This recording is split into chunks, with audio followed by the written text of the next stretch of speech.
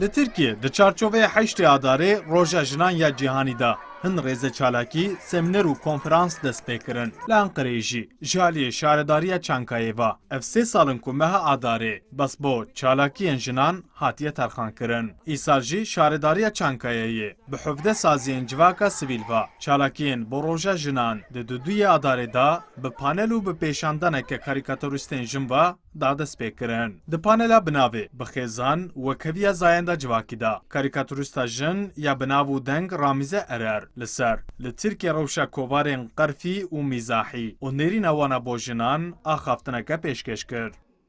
Yani söyleyecek sözü olan biz sözümüzü çizgiyle. Tim di kovarên karîkatûr û mîzahê de mêr behsa jinan dikin. Lêbelê bi çaveke mêrane û zayendî behsa jinan dikirin.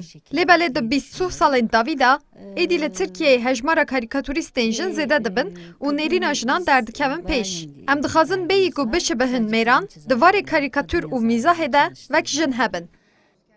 Müdîra karûbarên jin û malbatî ya şaredariya Çankayeyê Asiye Ülkü Karaalioğlu li ser çalakî û xebatên jinan axivî û got ew dixwazin ku di nav civakê de hişmendiya wekeviya zayendî belav bibe.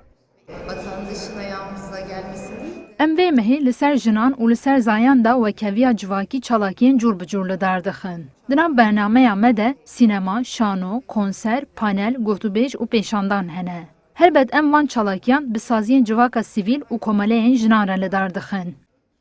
Piştî panela karîkatûrîstên jin pêşangeha ku ji karîkatûrên Ramîze Erer'a ku ev 40 salên karîkatûran xêz dike pêktî hate nîşandan. Di nav xwendekar û şopînerên Erer da ne tenê jin mêrjî hebûn. Bence erkek egemenliği halen sürüyor. Birastî nêrîna jinan, karîkatûrên ku behsa têkiliya jin û mêran dike ecêb e. Lewra jin naîf in û nêrîneke cuda li meseleyan dinêrin. Ez ji me ji ve Ramîzê Ererê kêfxweşî dişopînim. Ez dixwazim ku hejmara karîkatûrîstên jin zêde bibe. Di çarçoveyê heştê adarê Roja Jinan ya Cîhanî da rêze çalakiyên şaredariya Çankayê Enqereyê di duduyê adarê da dest pê kir û wê heta dawiya vê mehê jî dewam bike.